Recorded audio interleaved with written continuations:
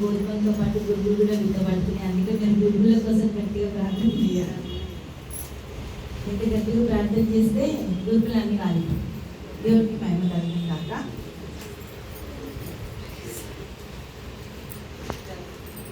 మనం ఒకటే వాక్యము మనం ఎప్పుడైతే వాక్యాన్ని చేస్తామో దేవుని ఒకటి అడగాలి.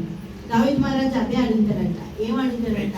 119వ కీర్తన 119వ కీర్తన 18వ వచనం.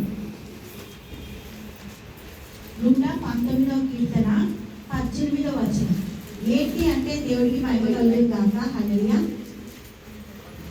నేను నీ ధర్మశాస్త్రం నందు ఆశ్చర్యమైన సంగతులను చూసినట్లు నా కన్నులు తెరువును. దేవుడికి మహిమ కలుగుతుంది కాక. అయితే ఇప్పుడు మనం ఏ యుగంలో ఉన్నాము? కృపాయుగంలో ఉన్నాము. గ్రేస్ పీరియడ్ లో ఉన్నాము. దేవుడికి ఇస్తాము. మనము లా పీరియడ్ లో నుంచి గ్రేస్ పీరియడ్ లోకి వచ్చింది. దేవుడికి మహిమ కలుగుతుందా. మనం ఇప్పుడు ఏమనాలి? నీ కృప యందు మాకు తెలిసేటట్టు మా కన్నులు తెరుగుతుంది అని మనము వాక్యం తెలిసేటప్పటికే, బైబిల్ తెలిసేటప్పటికే దేవుడితో ఫస్ట్ అడుకోవాలి. దేవా నా కళ్ళు తెరువు, ఏం చదవాలి? నా కళ్ళు తెరువు, నేను ఏం చూడాలి? నా కళ్ళు తెరువు ఏంటి, నేను ఏది ఆలోచించుకోవాలి. దేవుడికి మహిమ కలుగుతాక. సామెతలు 12వ అధ్యాయము 25వ వచనం చూద్దాం. 12వ అధ్యాయము 25. ఒకని హృదయంలోని విచారము దాన్ని కృంగజేయును. దేవుడికి స్తోత్రం. హల్లెలూయా. ఏమైతుందంట? కృంగ చేస్తుందంట, బాధ వస్తుందంట, విచారం. ఒకవేళ బాధ ఉందనుకో, వాళ్ళు నవ్వుతుంటారు ఎదుటోళ్ళు, మనకేమొస్తుంది? బాధ వస్తుంది, దుఃఖం వస్తుంది, ఏడుపు వస్తుంది. ఎందుకు? మన లోపల ఉన్న బాధ ఎవరికి తెలియదు. మనం ఎవరికి చెప్పట్లేదు కదా. దేవుడికి స్తోత్రం. చెప్పట్లేదు. మనకి ఎందుకు ఏడుపు వస్తుందో అర్థం కాదు. ఎందుకు మనకు బాధ అవుతుందో అర్థం కాదు. ఎందుకు దాన్ని మనం ప్రజెంట్ చేయలేకపోతున్నామో మనకు అర్థం కాదు. కానీ బాధ వచ్చేస్తుంది, కుంగిపోతాం. రోజు మనం ఇంత అన్నం తినేది ఆ రోజు గింజే వేసుకుంటాం. అది కూడా వేసుకొని తినుకుంటాం మనకి కదా. ఫస్ట్ ఆఫ్ ఆల్ ఏంటంటే మనసు బాగలేదు. ఏం బాగలేదు? దేవునికి మహిమ కలుగుతుంది కాక. అయితే 25వ వచనం 12వ అధ్యాయము. ఒకరి హృదయంలోని విచారము దాన్ని కృంగజేయును, దయగల మాట. దేవునికి స్తోత్రం. ఏం చేయాలంట? దయగల మాట దానిని సంతోషపెట్టును.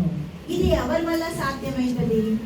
ఇప్పుడు దేవునికి స్తోత్రం. ఎవరైనా కృంగుదల బాధలో ఉన్నారనుకో, మీకు తెలుసా మీకు మంచిగా అయింది, మీకు కష్టం వచ్చే మంచిగా అంటే ఇంకా వాళ్ళు ఉండరా? వాళ్ళు ఏమైపోతారు? ఇంకా ఇంకేం కాదు, కష్టంలో నుంచి దేవుడు మిమ్మల్ని బయటికి తెస్తాడు. దేవుడికి స్తోత్రం. లేవనెత్తుతాడు. మీ సమస్యలోంచి విడుదల ఉంది అన్నప్పుడు అంట దేవుడికి మహిమ కలుగుందాక. 12వ అధ్యాయము 27వ వచనం చూద్దాం. చురుకుగా నుండుట గొప్ప భాగ్యము. 28 చూస్తే, నీతి మార్గం నందు జీవము కలదు, దాని త్రోవలో ఏం లేదట. హల్లెలూయా. దేవుడికి మహిమ కలుగుందాక. మరణము లేదు. ఎందుకు లేదు? ఎందుకు మరణం పనిచేయట్లేదు? ఇప్పుడు చూస్తే మొన్నైతే 30 సంవత్సరాలు అంట, చిన్న బాబు, పాపం 30 సంవత్సరాలు పెళ్ళయి ఒక పాప ఏమో ఉందంట. అంతే.